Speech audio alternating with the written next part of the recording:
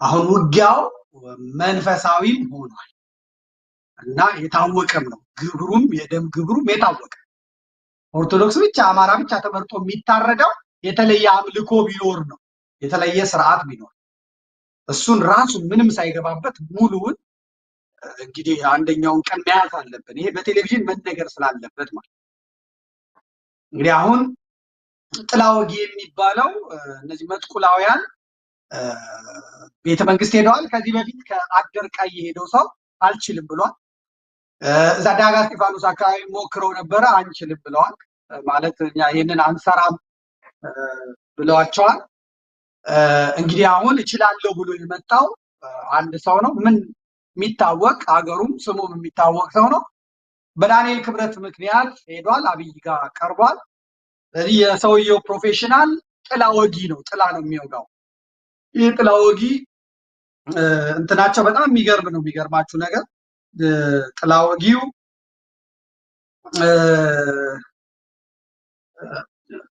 ሰውየውን በአካል ካገኘው ጥላውን ነው የሚወጋው።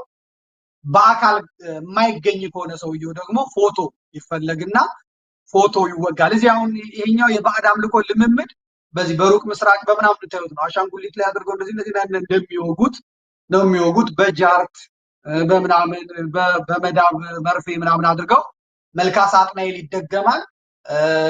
ከዛ በኋላ እግዚአብሔር ተክዶ ነው የሚመጣው። ይሄ አይነቱ ነገር እግዚአብሔር ተክዶ ነው የሚመጣው። ስለዚህ ለሙከራ ብሎ እንግዲህ አንዱን በለስ አስቀንቶለታል። ይሄን የሰሙትና የተገለጸላቸው አባቶች ደግሞ የሄደው ሰው አንድ ሰው ገድሏል፣ ተሳክቶለታል፣ ያው ሞቷል ተብሏል። እዚህ ብር ተሰጥቶታል፣ ወደ 10 ሚሊዮን ብር ተሰጥቶታል። ስለዚህ የስም ሊስት ተሰጥቶታል። ምሬ ወዳጆ፣ ሄኖክ አዲሴ ከጎንደር፣ ሳሚ ባለድል፣ ጆኒ የሚባለው ዮሐንስ ንጉሱ፣ ሀብቴ ከሸዋ እነ ብሩኬ እነ ማነው ስሙ ዳጊ የሚባለውና እነ ኢንጂነር ወንድማችንን እንደገና ኢንጂነር ደሳሌ ማለት ነው ከወሎ እንዳልኳችሁ እንደዚህ አድርገው ተሰጥቶታል። ሰውየው 10 ቀን ጊዜ ስጡኝ ያላቸው የ10 ቀን ጊዜው አልቋል። የ10 ቀን ጊዜው ስላለቀ እስካሁን የተባሉት አካላት ምንም የለም። አባቶችም አጸፋውን ምላሽ ሰጥተዋል ማለት ነው። ጉዳዩ የመንፈስ ጦርነት ነው። ይሄን ስናገር የምደነግጡት በስራው ላይ ያሉት ሰዎችና የሚሳተፉት የተሳተፈው አካል ነው ማለት ነው። አካል ከዚህ በፊት ወሎ ያለው ጦር የተፈታውና ዋናው የወሎውን ግንባር ዛሬ ፍርክርኩ እንዲወጣ የተደረገው ጮኸውበታል። ብዙ ሰዎች በጣም ብዙ ተናግረውበታል። እነ ሲሳይ አጌና እነማ ሁሉ እሪ ብለውበታል። አይታችሁ እንደሆነ ዋይ እገሌ የሚባል ሰው ታሰረ ምናምን ብለው እንደራሱ የተዳረጋል። ግን ፋኖ ግን በቁጥጥር ስር አውሏቸው ነበር። እነዛን አጋንንት የሚስቡ እነዛን ክፉ ስራ የሚሰሩ መጥቁላውያን እነዛን ሰዎች እንደያዙ አውቃለሁ። የወሎ ግንባር ተፈቷል። እና አሁን እነዚህን ነበር ለመግደል የታሰበው። የጎጃሞቹ በይደር ነው የተያዙት። ደረጀም በይደር ተይዟል። ለጊዜው ዝለሏቸው ነው የተባሉት። ነገር ግን ደግሞ በአጋንንቱ ስራት ብትዘሏቸው እግዚአብሔር ደግሞ አይደለም። እናንተ በምትፈልጉት መጠን ለማጥፋት ስትፈልጉ እግዚአብሔር ደግሞ ከፈለገ እነዚህ ያሉትን ደግሞ እናንተ የዘለላችኋቸውን በትንታ በስቅታ ሊያሰናብታቸው ይችላል። ጉዳዩ የመንፈስ ጦርነት ነው። ጉዳዩ ሃይማኖታዊ ነው። ጉዳዩ ከሳውዲ አረቢያ፣ ከሱዳን፣ ከናይጄሪያ በሚመጡ ጠንቋዮች ብቻ ሳይሆኑ ከኛ ከኢትዮጵያ ኦርቶዶክስ ተዋሕዶ ቤተክርስቲያን ክህነታቸውን ያፈረሱ በተለምዶ ደብተራ የምንላቸው ደብተራ የከበረ የማህሌታዊ ዶክተር ኦፍ ዘ ቸርች ማለት ነው። ግን በዛ ስም ዓለም የመሰደቢያ ስም አድርገው እንዲጠቀሙበት ያደረገ እነዚህ መልካ ሳጥናኤል የሚደምሩ ከሰይጣን ጋር ደም የተቃቡ አጋንንት እየሳሙ ርኩሰትን በምድር ላይ የሚያለማምዱ ሰዎች ናቸው። ይሄንን በደንብ እየመጡበት ነው። እኔ ኒውጅ የሚባል ማን ያዘዋል መስቀል አድርገው የሚሰሩ በአጠቃላይ ይሄን የሚሰሩ ሰዎች መስቀል እያደረጉ ነው የሚሰሩ። አሁን በቀደም ማን ያዘዋል ጫና ሲበዛበት ማንን ነው ይዞ የመጣው? ዶክተር ሮዳስን። ዶክተር ሮዳስ ደግሞ አሜሪካ ላይ የሚሽከረከር ስለሚሞተው ዜጋ፣ ስለሚሞተው ኢትዮጵያዊ፣ ስለሚሞተው ንጹህ ኦርቶዶክሳዊ ደንታ የሌለው ሁለት መስመር ቃል እንኳን የማይናገር እና ጨረቃ ደግሞ ነች፣ በዚህ ቀን ትወጣለች፣ በዚህ ያለ የኮከብ ቆጠራ ላይ የተሰማራ ሰው ይዘው ነው እንግዲህ እንትን የሚሉት። እና እነዚህ ሰዎች የሌለ ልምምድ እያመጡ ነው። በህዝቡ መሃል፣ በሀገሪቷ መሃል የሌለ ነገር እያመጡ ነው። ዩቲዩቦች በአጠቃላይ እርኩሰትን ህዝቡን እያለማመዱ አጠቃላይ ደግሞ አለው በኢትዮጵያ መንበረ ስልጣን ላይ ያሉ ሰዎች በቤታቸው አምልኮ ባህል ልምምድ ያለባቸው ሰዎች ናቸው። በአጠቃላይ በጥንቁልና ባጋንንት መንፈስ የሚመሩ ሰዎች ናቸው። ይሄ ደግሞ ግብር ይፈልጋል። ይሄ ደግሞ እንትን ይፈልጋል። እና አብይ ከመጡ በኋላ እኮ ነው ሰይጣን እንዲነግስ፣ ሰይጣን እንዲመለክ የተደረገው ማለት ነው። ፈረቀሳ የሚባለው የዚህ ወደ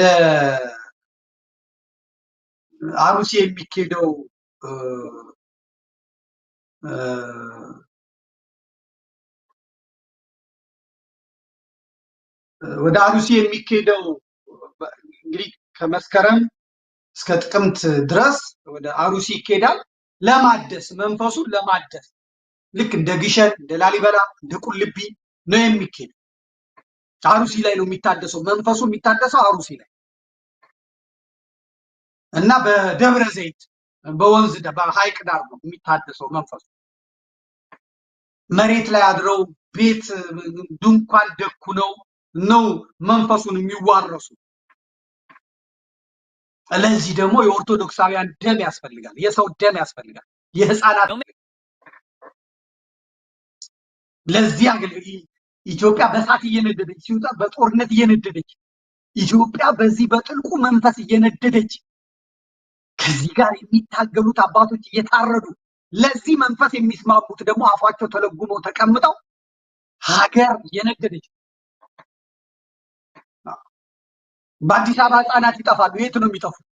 በአዲስ አበባ ህፃናት ይሄዳሉ። የት ነው የሚሄዱ? አይታወቅም። መቼ ነው የመጣው? ይሄ እና አብይ አህመድ ወደ ስልጣን ከመጡ በኋላ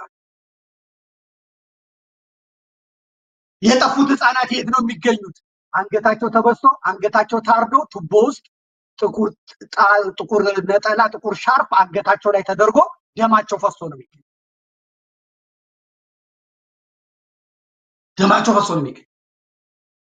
ፎቶአቸው አስቀድሞ በጉርሻ የሚባለው ጎንደር ጋርድ የነበረ ልጅ ነው፣ ዱባይ የነበረ ነው። አሁን እንግዲህ በዛ ብለው መንግስት ተረክቦታል መሰለኝ። ጉርሻ ሚዲያ በዛ እንዲወጣ ይደረጋል። አጀንዳ ማስቀየሻ ነው የጉርሻ ሚዲያ የሚባለው። ጌጡ ተመስገን የሚባለው የእንትን አጀንዳ ማስቀየሪያ ነገር እዛ ላይ ፎቶአቸው እንዲወጣ ይደረጋል። ህፃናት የሚያማምሩ ህፃናት እንዲወጡ ይደረግ። ህዝቡ ቅስሙ ይሰበራል። ልጁን እያየ ይጨነቃል። ምን ይላል። ከዛ በስንተኛው ቀን ጠፉ ከተባለ ማለት በስንተኛ ቀን በጣም በሚያሳዝን ሁኔታ ታርደው ተገኙ። ይሄን አለማመዱት፣ ህዝቡን አለማመዱት። አዲስ አበባ ቤታቸው የሚጠበቁ ጠንቋዮች አሉ። በፌዴራል የሚጠበቁ ጠንቋዮች አሉ። በኦሮሚያ ፖሊስ የሚጠበቁ አሉ። ሰይጣን የነገሰበት ስፖንሰር ተደርጎ የመጣበት። ስለዚህ በጣም ይሄን ለመከላከል ጸሎት ያስፈልጋል። ለዚህ ነው እነ ፓስተር አንዱዓለም ምስጋናው አንዱዓለም ዳዊታችሁን ጣሉ፣ መስቀላችሁን ጣሉ፣ ሞዓ ተዋህዶ ዋይ ብሎ አገው ሸንጎና ቅባታሙ ግድብ እየየ የሚለው መስቀል ኃይላችን ነው። መስቀል ጽናችን ነው። መስቀል ቤዛችን ነው። መስቀል የነፍሳችን መዳኛ ነው። አይሁድ ይክዱታል፣ እኛ ግን እናምነዋለን። ያመንነውም እኛ በእርሱ እንድናለን ድነናልም። አንድ ክርስቲያን መስቀሉ ያደርጋል፣ አንድ ሙስሊም ደግሞ የራሱን እምነት አድርጎ ይሄዳል። ስለዚህ ነው ፓስተሮቹ አውልቁ፣ እንትን በጥሱ፣ ዳዊታችሁን አውልቁ አውርዱ የሚሏችሁ። እሱን የጣላችሁ ቀን ትጠፋላችሁ፣ እሱን የጣላችሁ ቀን ትመታችሁ። ኢትዮጵያ ደካማ ናት ስትታይ፣ ኢትዮጵያ አቅመ ቢስ ናት ስትታይ፣ ኢትዮጵያ ኋላ ቀር ጋሻና ጦር ይዛ ነው ወደ ጣሊያኖችን ለመግጠም ሄደችው። በተላላቅ የአውሮፓ ጀነራሎች የሚመራ ጦር ነው የመጣው። መድፍ ያለው፣ ዘመናዊ መሳሪያ ያለው፣ ጥይት ያለው፣ በጀት ያለው፣ ስንቅና ትጥቅ ያለው ከሊቢያ ከኤርትራ ሰራዊት አስከትሎ የመጣ ነው የመጣው። ይሄኛዎቹ ግን ምንድነው ይዘው ሄዱት? ታቦተ ማርያምን ታቦተ ቅዱስ ጊዮርጊስን ይዘው ካህናቱ እየጸለዩ ዳዊታቸውን እየጸለዩ ተዋጊዎች ውስጥ ፓትርያርኩ ንስሐ ሰጥተው ዛሬ የምትሞቱ ሰዎች ሰማዕታት ናችሁ ብለው ጸሎት አድርገው ቅዳሴ አስቀድሰው ዳይግባ ተብሎ ከእግዚአብሔር መንፈስ ቀድሞላቸው ያን ዘመናዊ የተባለ ጦርነት በ6 ሰዓት ውስጥ እንዳልነበር አድርገው በዓለም ላይ የእሳት አብዮት የኢንዱስትሪ አብዮት ከዛ በኋላ ደግሞ አድዋን የቀየረው የዓለምን ስርዓት የቀየረ ድል ያገኘ ነው በእምነት። አሁን በእምነት ሰዎች ሰው ሲታረድ የማይዘገንናቸው የማያማቸው ያንን ለመቀልበስ ሌላ ዜና ሌላ ስራ የሚሰሩ ቲክቶክ ላይ ፌስቡክ ላይ በሚዲያ ላይ ቀርበው ያንን አጀንዳ የሚያስቀይስ ነገር እለት እለት የሚደክሙ ሰዎች ናቸው። የሚደክሙ ሰዎች ይሄ የጥንቁልና አሰራር ይሄ አጋንንታዊ አሰራር ቤተክርስቲያን ዘልቆ ገብቶ የብዙዎችን ህይወት እያመሰቃቀለ ነው። በድፍረት መነጋገር ብቻ ነው። አጋንንትን የሚያመልኩ ሰዎች ቤተክርስቲያኒቷን ተቆጣጥረዋት ነው። ይሄ ግብሩን የለመዱ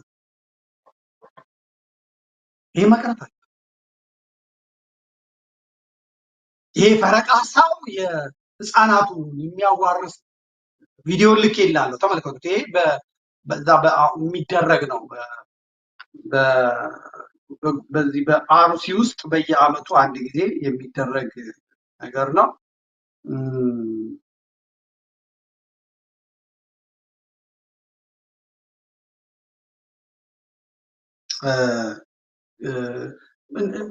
እንዲህ አይነት በኦሮሞ ስም መሆኑ በጣም ያለ ደግሞ የኢትዮጵያን ባንዲራ እንኳን ነው። ሀገራችን ከባድ ነገር ውስጥ ነው። ከባድ እስቲ አሰማቸው፣ ሌላውንም ታሳያችሁ።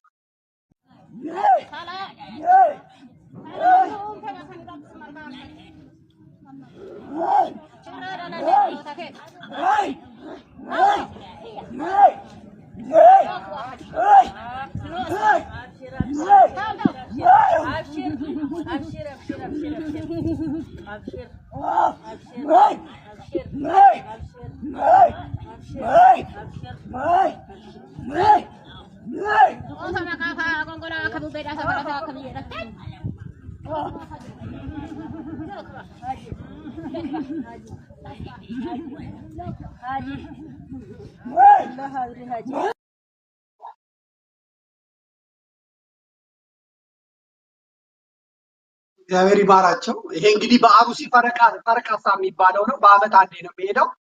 ከመስከረም ጀምሮ እስከ ጥቅምት ሁል ጊዜ አሩሲ የሚታረደው በዚህ ምክንያት ነው እና ህፃናቱ ላይ መንፈሱ የሚያድርበት ጊዜ ነው ማለት ነው። እንመልከተው። ይህንን አጋንንት ለማደስ የሚመጡት ሰዎች ከመላ ሀገሪቷ ነው። አጫውቶ ድምፄን ነው። ከመላ ሀገሪቷ ነው የሚመጡት። በተለይ ግን ከሰሜን ሸዋ ከደብረ ብርሃን እና ከወሎ አካባቢ ነው የሚመጡት። ሙስሊሞችም ክርስቲያኖችም ናቸው የሚመጡት። ከዚያ በኋላ እንግዲህ ህፃናቶቹን ተመልከቷቸው። እነዚህ ህፃናት እንዲዋረሱ ይደረጋል። ከዚህ ከመንፈሱ ጋር እንዲዋረሱ ይደረጋል። ሰሜን ሸዋ ደብረ ብርሃን ምናምን አካባቢ በዚህ ተጥለቅልቋል። ገበሬው ጭርቁስ ወጥቷል፣ ጭሩንቁስ ወጥቷል። ተካለቀ። እካኩን እያከከ ጠንቋይ ነው የሚቀልበው። ይሄ ደግሞ በደንብ የተሰራው በወያኔ ጊዜ ወያኔ አምጥታ ሰሜን ሸዋ አስቀመጠቻቸው። ህዝቡን ደግሞ ከእግዚአብሔር ይልቅ ወደዚያ መጣች። አሁን ጻድቃኔና ጠንቋዮች በቃ ፍትጊያ ላይ ናቸው። ፍትጊያ ላይ ናቸው። ጻድቃኔ ማርያም እዛ ተፈውሳለች እንትን ትላለች። ከዛ ደግሞ እነዚህኛዎቹ በእንትን ላይ ናቸው።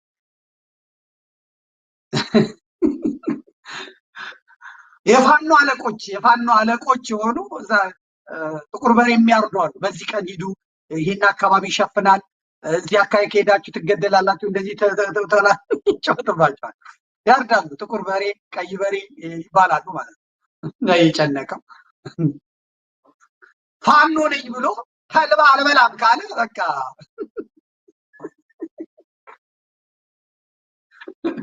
ሁለት የብር ቀለበት 3 የብር ቀለበት ምናምን ጋር በቃ አለ።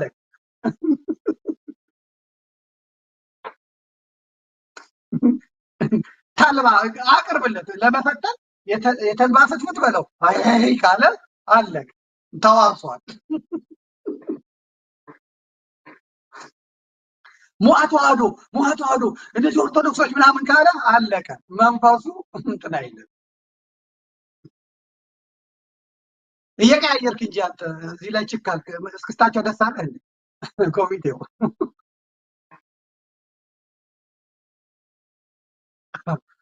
እነዚህ ደግሞ በእስልምና ስም የሚመጡ ናቸው።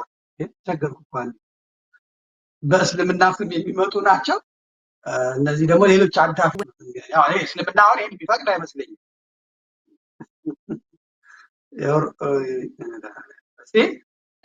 ድምፅ አለ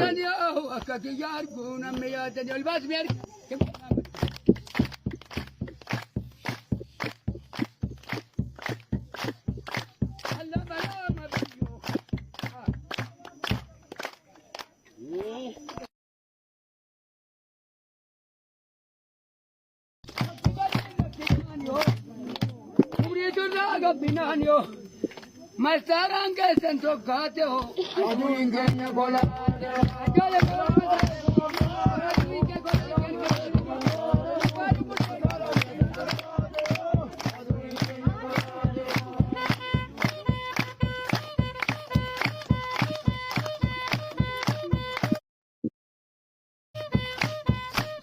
ምንም ማድረግ አይቻልም።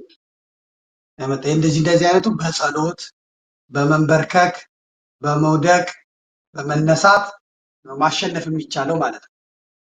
የከሸፈው የቤተ መንግስቱ ነው። ቤትና አዲስ አበባ ውስጥ ጥሩ ቪላ ያገኝ ነበረ የለም። እኔ ላይ በጣም ብዙ ጊዜ እንደሞከሩ አውቃለሁ።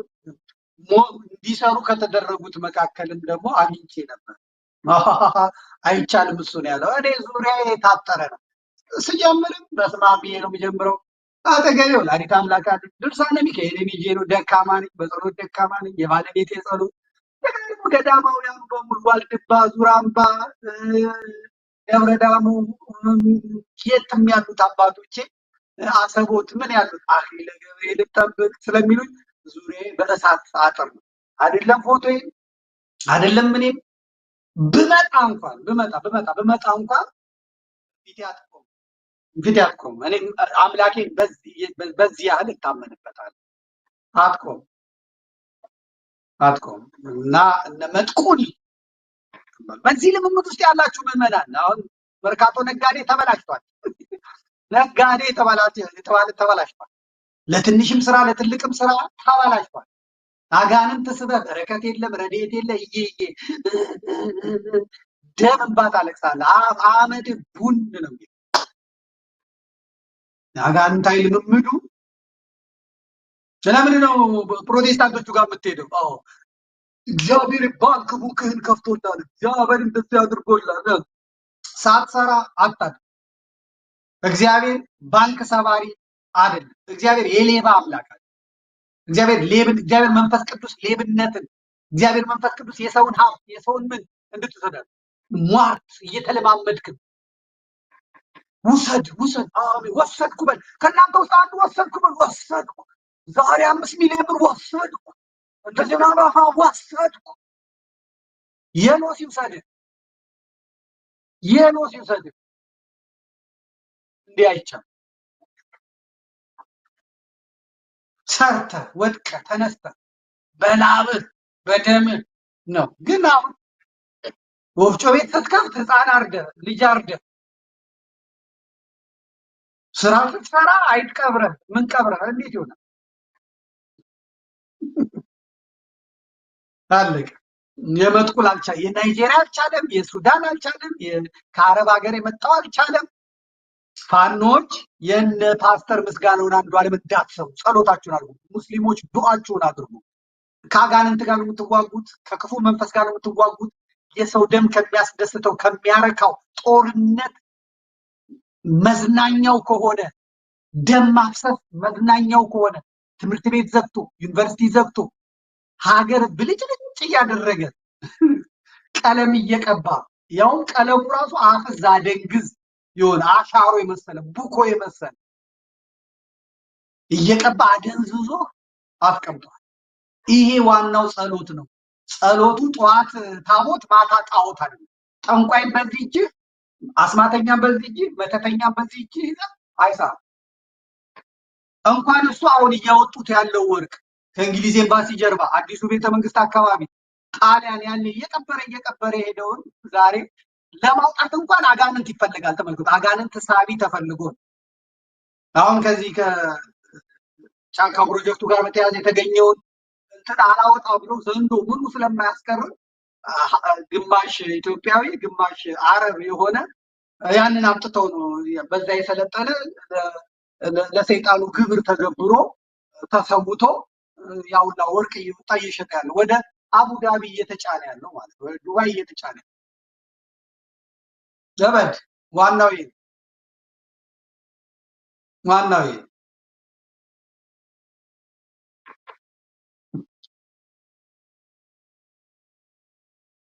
ለሞገስ ለስራ ለገበያ ለምንትስ እያልክ አጋንንትን ስበል ዛሬ በረከት የምታለቅሳለህ። ደም እንባ ታለቅሳለህ። ደም እንባ ጤፍ ትገዛለህ አይበረክትልህ። እንጀራ ትጋግራለህ አይበረክት። ትበላለህ አትጠግብ። መድኃኒት ስትቅም ትውላለህ፣ ስትቅም ታድራለህ። ረድኤት የለህም። እግዚአብሔርን ክደህ ያመጣኸው ነገር በሙሉ ሰው ሰውተህ አርደህ ያመጣኸው ነገር በሙሉ ያጠፋል። ትበተናለህ። ብርሃኑ ጨለማ ነው የሚሆንብህ። ጨለማ እንግዲህ ውረድብኝ፣ እንደፈለግህ አድርገህ ውረድብኝ። እውነቱ ግን ይሄ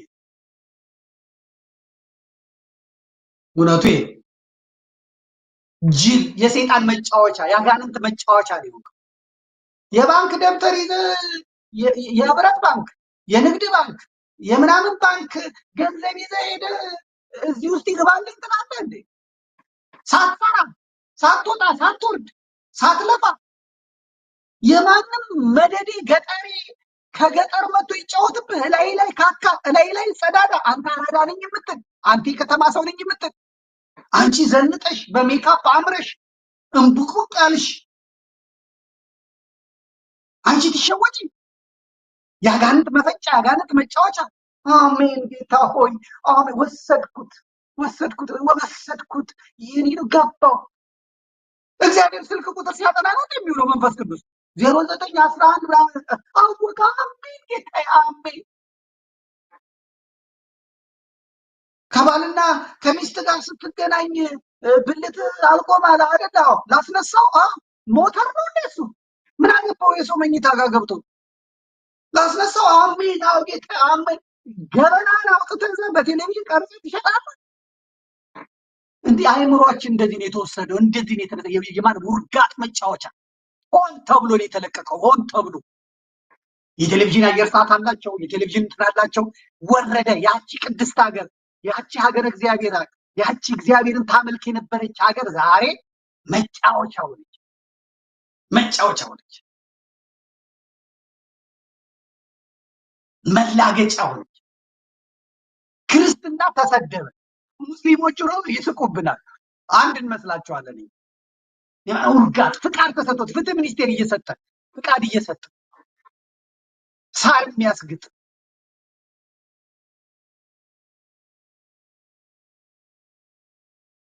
የዳጎን መንፈስ ይሰበራል፣ መጥቁል ይወድቃል፣ ፋኖ ያሸንፋል። ይሄን ያደረጉ በሙሉ ተጎትተው እንደ ሳዳም ሁሴን እንደ ጋዳፊ ፍርዳቸውን ያገኛል። ይህን ይመስላል የዛሬው